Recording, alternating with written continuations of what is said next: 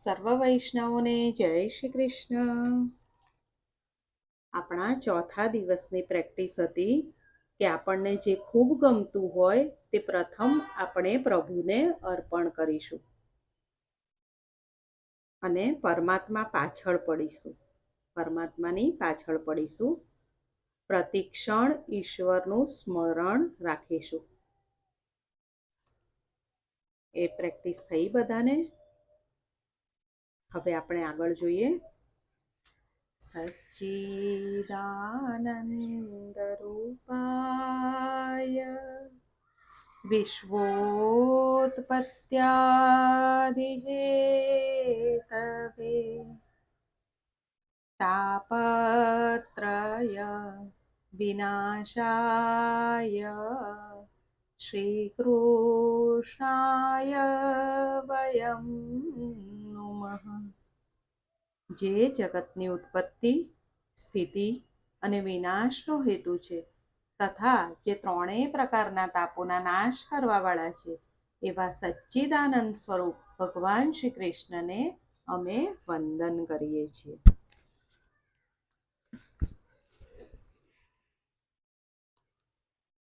સૂતજીએ શુકદેવજીને પ્રણામ કરીને આ કથાનો આરંભ કર્યો. એકવાર નૈમિષારણ્ય ક્ષેત્રમાં શૌનકજીએ સૂતજીને કહ્યું, આજ દિન સુધી કથાઓ બહુ સાંભળી. હવે કથાનું સાર તત્વ સાંભળવાની ઈચ્છા છે. અમારે હવે કથા સાંભળવી નથી, પણ સર્વ કથાનો સાર સંભળાવો. એવી કથા જ સંભળાવો કે જેથી અમારી શ્રી કૃષ્ણ પ્રત્યેની ભક્તિ દ્રઢ થાય. એવી કથા સંભળાવો કે જેથી અમારી શ્રી કૃષ્ણ પ્રત્યેની ભક્તિ દ્રઢ થાય, અમને શ્રી કૃષ્ણની પ્રાપ્તિ થાય. માખણ એ સર્વનું સાર છે અને સર્વના સાર શ્રી કૃષ્ણ ભગવાન છે. ઠાકોરજીને માખણ બહુ ભાવે છે. લાલાને માખણ ભાવે રે, બીજું કાંઈ ન કામ આવે રે. માખણ એ સર્વનું સાર છે. પરમાત્મા સાર ભોગી છે. અત્યાર સુધી બહુ પુસ્તકો વાંચ્યા. જેને પરમાત્માને પ્રાપ્ત કરવા છે તેવા સાધકને માટે આજ્ઞા છે કે બહુ ગ્રંથ ના વાંચે. ફરી જોઈએ.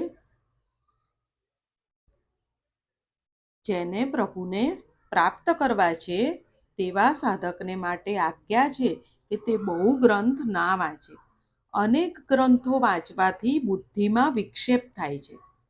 અમારા બાલકૃષ્ણએ સાર ભોગી છે, તેથી વૈષ્ણવો સાર ભોગી છે. તેથી સર્વ કથાઓનું સાર તત્વ સાંભળવાની ઈચ્છા છે. જીવ પ્રકૃતિ ભોગ છોડે અને શ્રી કૃષ્ણમાં મન જોડે તો જીવ પણ શિવ બને. ભાગવત એ માખણ છે. શ્રીમદ ભાગવત એ માખણ છે. બીજા શાસ્ત્રો દૂધ દહીં જેવા છે. સર્વ શાસ્ત્રોમાં સાર રૂપા કૃષ્ણ કથા છે. શૌનકજી કહે છે કે જ્ઞાન અને વૈરાગ્ય સાથે ભક્તિ વધે તેવી સારભૂત કથા સંભળાવો. શૌનકજી શું કહે છે કે જ્ઞાન અને વૈરાગ્ય સાથે ભક્તિ વધે તેવી સારભૂત કથા સંભળાવો. જ્ઞાન વધે, ભક્તિ વધે તેવું સાર તત્વ સંભળાવો કે જેથી અમે ભગવાનના પ્રત્યક્ષ દર્શન કરીએ. જ્ઞાન વૈરાગ્ય સાથે ભક્તિને વધારવા માટે આ કથા છે. કથા રડવા માટે છે. મહાન ભક્તોના, મહાન પુરુષોના ચરિત્રો સાંભળી આપણને ભાન થાય કે હાય હાય, મેં મારા આત્માના ઉદ્ધાર અર્થે કાંઈ કર્યું નહીં. કથા સાંભળ્યા પછી કરેલા પાપનું પ્રાયશ્ચિત થાય અને પ્રભુ પ્રત્યે પ્રેમ જાગે તો કથા સાંભળી સાચી. સંસારના વિષયો પ્રત્યે જો વૈરાગ્ય ના આવે અને પ્રભુ પ્રત્યે પ્રેમ ના જાગે તો તેવી કથા જ નથી. બ્રહ્માએ નારદજીને આજ્ઞા કરી છે, બેટા કથા કર, પણ એવી કથા કર કે મારા પ્રભુમાં લોકોની પ્રેમમયી ભક્તિ થાય. કથા મનુષ્યના જીવનને સુધારે છે. જીવનનું પરિવર્તન કરે છે. કથા મનુષ્યના જીવનમાં ક્રાંતિ કરે છે. કથા સાંભળ્યા પછી જીવનમાં ફેરફાર ન થાય તો માનજો કે મેં કથા સાંભળી નથી. શૌનક મુનિએ તેથી પ્રાર્થના કરી છે, અમારું જ્ઞાન વધે, વૈરાગ્ય વધે, ભક્તિ વધે તેવી કથા કહો. એકલી ભક્તિ વધે તેમ કહ્યું નથી. ભક્તિ, જ્ઞાન અને વૈરાગ્યની સાથે વધે. શીરામાં લૌકિક દ્રષ્ટિએ ઘઉંની કિંમત ઓછી છે. આપણે શીરો બનાવીએ એમાં લૌકિક દ્રષ્ટિએ ઘઉંની કિંમત ઓછી છે, છતાં લોટ વિના શીરો થતો નથી. તત્વદ્રષ્ટિથી વિચાર કરો તો તેની કિંમત ઘી જેટલી જ છે. શીરો કરવામાં ઘઉં, ગોળ અને ઘીની સરખી જરૂર છે. તેવી જ રીતે જ્ઞાન, ભક્તિ અને વૈરાગ્ય એ સમાન છે. જીવનમાં એ ત્રણેયની જરૂર છે. શેની? જ્ઞાન, ભક્તિ અને વૈરાગ્ય. 16 આની જ્ઞાન અને 16 આની વૈરાગ્ય આવે ત્યારે જીવનો જીવભાવ જાય છે. જેનામાં જ્ઞાન, ભક્તિ અને વૈરાગ્ય પરિપૂર્ણ હોય તે ઉત્તમ વક્તા છે. અને ઋષિ મુનિઓ ત્યાં ગંગા કિનારે બેઠા હતા, પણ કોઈ કથા કરવા તૈયાર ન થયું. અનેક ઋષિ મુનિઓ ગંગા કિનારે બેઠા હતા, પણ કોઈ કથા કરવા તૈયાર ન થયું. ત્યારે ભગવાને શુકદેવજીને ત્યાં જવા પ્રેરણા કરી. શુકદેવજીમાં જ્ઞાન, ભક્તિ અને વૈરાગ્ય પરિપૂર્ણ હતા. ભાગવત શાસ્ત્ર એ પ્રેમ શાસ્ત્ર છે. પ્રેમ એ 5મો પુરુષાર્થ છે. કૃષ્ણ પ્રેમમાં દેહભાન ભૂલાય તે ઉત્તમ પ્રેમનું લક્ષણ છે. કૃષ્ણ પ્રેમમાં દેહભાન ભૂલાય તે ઉત્તમ પ્રેમનું લક્ષણ છે. પરમાત્મા પ્રેમીને જ પોતાનું સ્વરૂપ બતાવે છે. જ્ઞાન માર્ગમાં પ્રાપ્તની પ્રાપ્તિ છે. જ્ઞાન માર્ગમાં જે મળેલું છે તેનો જ અનુભવ કરવાનો છે. ભક્તિ માર્ગમાં ભક્તિ દ્વારા ભેદનો વિનાશ કરવાનો છે. ભક્તિ માર્ગમાં ભેદનો વિનાશ છે. જ્ઞાન માર્ગમાં ભેદનો નિષેધ છે. જ્ઞાન માર્ગમાં જ્ઞાનથી ભેદનો નિષેધ કરવામાં આવે છે. બંનેનું લક્ષ્ય એક જ છે. સૂતજી બોલ્યા, આપ સૌ જ્ઞાની છો, પણ લોકો ઉપર ઉપકાર કરવા માટે આપ પ્રશ્ન પૂછો છો, તો સાવધાન થઈને કથા સાંભળો. પૂર્વજન્મના પુણ્યનો ઉદય થાય છે ત્યારે આ પવિત્ર કથા સાંભળવાનો યોગ થાય છે. સૂતજીએ શું કીધું કે પૂર્વજન્મના પુણ્યનો ઉદય થાય છે ત્યારે આ પવિત્ર કથા સાંભળવાનો યોગ થાય છે. કળિયુગના જીવોને કાળરૂપ સર્પના મુખમાંથી છોડાવવા શુકદેવજીએ ભાગવતની કથા કહી છે. કળિયુગના જીવોને કાળરૂપ સર્પના મુખમાંથી છોડાવવા શુકદેવજીએ ભાગવતની કથા કહી છે. જ્યારે શુકદેવજી પરીક્ષિત રાજાને આ કથા સંભળાવતા હતા ત્યારે સ્વર્ગનું અમૃત લઈને દેવો ત્યાં આવેલા. અને દેવોએ રાજાને કહ્યું કે રાજા, અમે તને સ્વર્ગનું અમૃત આપીએ છીએ અને કથાનું અમૃત આપ અમને આપો. ફરી જોઈએ, જ્યારે શુકદેવજી ભાગવતની કથા કહી રહ્યા હતા ત્યારે દેવો ત્યાં આવ્યા હતા સ્વર્ગનું અમૃત લઈને. અને પરીક્ષિત રાજાને શું કહ્યું કે અમે તમને આ સ્વર્ગનું અમૃત આપીએ છીએ, પણ તમે કથામૃત અમને આપો. હવે પરીક્ષિત રાજાને થયું કે સાચું અમૃત કયું? એટલે પરીક્ષિત રાજાએ શુકદેવજીને પૂછ્યું કે કથાનું અમૃત પીવું જોઈએ કે સ્વર્ગનું અમૃત પીવું જોઈએ? પરીક્ષિત મહારાજે પૂછ્યું કે સ્વર્ગનું અમૃત પીવાથી શું લાભ થાય? શુકદેવજી કહે છે, સ્વર્ગનું અમૃત પીવાથી સ્વર્ગનું સુખ મળે. શુકદેવજીએ શું કહ્યું? સ્વર્ગનું અમૃત પીવાથી સ્વર્ગનું સુખ મળે છે, પરંતુ સ્વર્ગનું સુખ દુઃખ મિશ્રિત છે.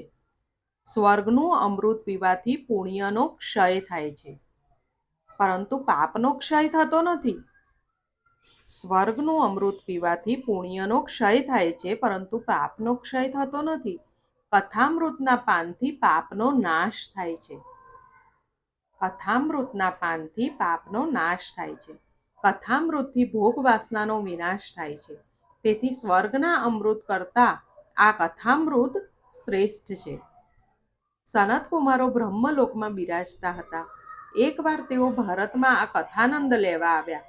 તેથી લાગે છે કે બ્રહ્મલોકમાં પણ આ કથા જેવો આનંદ નથી. રાજાએ કહ્યું, ભગવાન, મારે સ્વર્ગનું અમૃત પીવું નથી, મારે આ કથામૃતનું જ પાન કરવું છે. 7 દિવસમાં જ જ્ઞાન અને વૈરાગ્યને જાગૃત કરવા માટે આ કથા છે. ફક્ત 7 દિવસમાં જ જ્ઞાન અને વૈરાગ્યને જાગૃત કરવા માટે આ કથા છે. આપણામાં જ્ઞાન અને વૈરાગ્ય છે, પણ સૂતેલા છે. તેને જાગૃત કરવાના છે. આગળ કથા આવશે કે જ્ઞાન અને વૈરાગ્ય મૂર્છામાં પડેલા છે. 7 જ દિવસમાં જ્ઞાન અને વૈરાગ્યને જાગૃત કરી ભક્તિ રસ ઉત્પન્ન કરવા માટે આ કથા છે. એવો બીજો કોઈ ગ્રંથ નથી કે જે 7 દિવસમાં મુક્તિ અપાવી શકે. સુતજીએ કહ્યું છે કે 7 દિવસમાં પરીક્ષિતને જે કથાથી મુક્તિ મળી તે કથા હું તમને સંભળાવું છું. 7 દિવસમાં પરીક્ષિતને મુક્તિ મળી. પરીક્ષિતને ખાતરી હતી કે 7મે દિવસે મારો કાળ આવવાનો છે. આપણે કાળને ભૂલી જઈએ છીએ. વક્તા સુખદેવજી જેવો અવધૂત હોય અને શ્રોતા પરીક્ષિત જેવો અધિકારી બેસે તો 7 દિવસમાં જ મુક્તિ મળે છે. વક્તા અને શ્રોતા બંને અધિકારી હોવા જોઈએ. કરંટ અને ગોળો બંને સારા હોવા જોઈએ. વક્તા અને શ્રોતા અધિકારી હોય તો આ કથા મુક્તિ અપાવે છે. કથા સાંભળી પરીક્ષિતને લેવા વિમાન આવ્યું. કથા સાંભળી પરીક્ષિતને લેવા વિમાન આવ્યું. પરીક્ષિત મહારાજને સદગતિ મળી.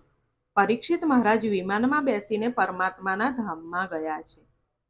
આજકાલ લોકો કથા બહુ સાંભળે છે, પરંતુ તેઓને લેવા વિમાન કેમ નથી આવતું? એનું કારણ એક જ છે કે વક્તા શ્રોતા અધિકારી નથી. મનુષ્ય જ્યાં સુધી વાસનાઓમાં ફસાયેલો છે ત્યાં સુધી વિમાન આવતું નથી. અને વિમાન આવે તો પણ વિમાનમાં બેસવાનો નથી. કદાચ સ્વર્ગમાંથી વિમાન લેવા આવે તો શું મનુષ્યની જવાની તૈયારી છે? આપણે બધા વિકાર અને વાસનામાં ફસાયેલા છીએ. મનુષ્ય પત્ની, પુત્ર, ધન, ઘર વગેરેમાં ફસાયેલો છે. આ આસક્તિ જ્યાં સુધી નહીં છૂટે ત્યાં સુધી મુક્તિ નથી. જેનું મન પરમાત્માના રંગથી રંગાયેલું છે તેને જ્યાં હું બેઠો છું ત્યાં જ મુક્તિ છે. ફરી જોઈએ. જેનું મન પરમાત્માના રંગથી રંગાયેલું છે તેને તો જ્યાં બેઠો છે ત્યાં જ મુક્તિ છે. તેને માટે વિમાન આવે તો પણ શું ને ના આવે તો પણ શું? ઈશ્વર સાથે તન્મયતા થાય તેથી જે આનંદ મળે છે તેથી વિશેષ આનંદ વૈકુંઠમાં પણ નથી. તુકારામજીને લેવા વિમાન આવ્યું.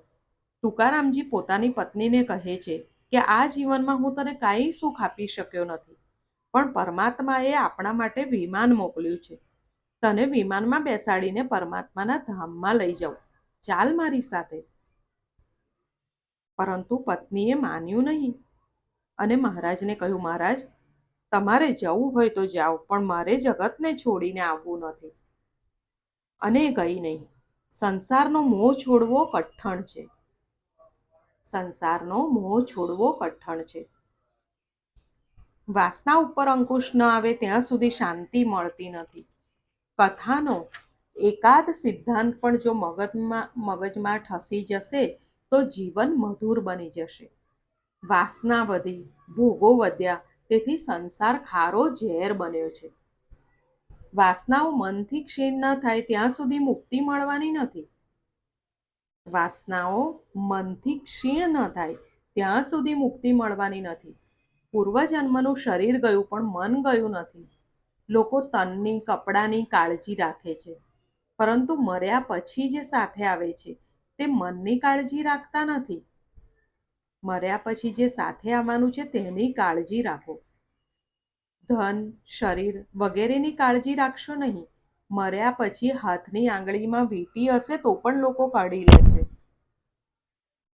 આચાર વિચાર વિના મનની શુદ્ધિ થતી નથી. આચાર વિચાર વિના મનની શુદ્ધિ થતી નથી. અને મનની શુદ્ધિ થાય નહીં ત્યાં સુધી ભક્તિ થઈ શકતી નથી. જ્ઞાન અને વૈરાગ્યને જુવાન કરવા માટે આ ભાગવતની કથા છે. વિવેકથી સંસારનો અંત ન લાવો ત્યાં સુધી સંસારનો અંત આવવાનો નથી. જીવનમાં સંયમ સદાચાર જ્યાં સુધી ન આવે ત્યાં સુધી પુસ્તકમાંનું જ્ઞાન કંઈ પણ કામ લાગશે નહીં. કેવળ જ્ઞાન શા કામનું? એક ગૃહસ્થનો પુત્ર મરણ પામ્યો. ગૃહસ્થ રુદન કરે છે. ત્યાં એક જ્ઞાની સાધુ આવ્યા અને એને ઉપદેશ આપ્યો કે આત્મા અમર છે, મરણ શરીરનું થાય છે, તેથી તમારા પુત્રના મરણનો શોક કરવો ઉચિત નથી. થોડા દિવસ પછી જ્ઞાની સાધુની બકરી મરી ગઈ. તેથી તે રડવા લાગ્યો. સાધુને રડતો જોઈને ગૃહસ્થે સાધુને કીધું, બાપજી, તમે તો મને ઉપદેશ આપતા હતા કે કોઈના મરણ માટે શોક કરવો નહીં, તો હવે તમે કેમ રુદન કરો છો? સાધુએ કહ્યું કે છોકરો તારો હતો પણ બકરી મારી હતી, તેથી હું રડું છું. આવું પરોપદેશે પાંડિત્ય શા કામનું? જ્ઞાનનો અનુભવ કરો. મુક્ત થવા માટે જ્ઞાનનો ઉપયોગ છે. કથા જીવનને સુધારે છે, જીવનનો પલટો કરે છે. કથા જીવનને સુધારે છે, જીવનનો પલટો કરે છે. કથા સાંભળ્યા પછી જીવનનો પલટો ન થાય તો માનજો કે મેં કથા બરાબર સાંભળી નથી. કથા મુક્તિ આપે છે, એ વાત સાચી છે. રોજ મૃત્યુને 1-2 વાર યાદ કરો. રોજ મૃત્યુને 1-2 વાર યાદ કરો. કદાચ આજે મને યમદૂત પકડવા આવશે તો મારી શું દશા થશે, એમ રોજ વિચારો તો પાપ થશે નહીં. મનુષ્ય રોજ મરણનો વિચાર કરતો નથી, પરંતુ ભોજનનો વિચાર રોજ કરે છે. આ ભાગવત શાસ્ત્રના મહિમાનું વર્ણન ઘણા પુરાણોમાં કરવામાં આવ્યું છે, પણ નિયમ એવો છે કે પદ્મ પુરાણાર્ગત મહાત્મયનું વર્ણન કરવું. હવે ભાગવતના મહિમાનું વર્ણન કરવામાં આવે છે, એ આપણે આવતા વખતે જોઈશું. આજે અહીંયા સુધી રાખીએ. આજે આપણે શેની પ્રેક્ટિસ કરવાની છે? આજની કથામાં આવ્યું છે કે રોજ મૃત્યુને 1-2 વાર યાદ કરો. સાચે જ્યારે રાત્રે પથારીમાં બેઠા હોઈએ ત્યારે આંખ બંધ કરીને વિચારીએ કે કદાચ અત્યારે હમણાં મારું મૃત્યુ આવી જશે, તો શું મેં એની તૈયારી કરી છે? અગર આપણે રોજ આવું વિચાર કરીશું તો આપણાથી પાપ થશે નહીં. તો હવેની પ્રેક્ટિસ એ છે કે આપણે રોજ મૃત્યુને દિવસના 1-2 વાર યાદ કરીશું, તેથી આપણાથી પાપ થાય નહીં. તો આપણી આજની પ્રેક્ટિસ આ છે. ફરીથી જલ્દી મળીએ. સર્વને જય શ્રી કૃષ્ણ.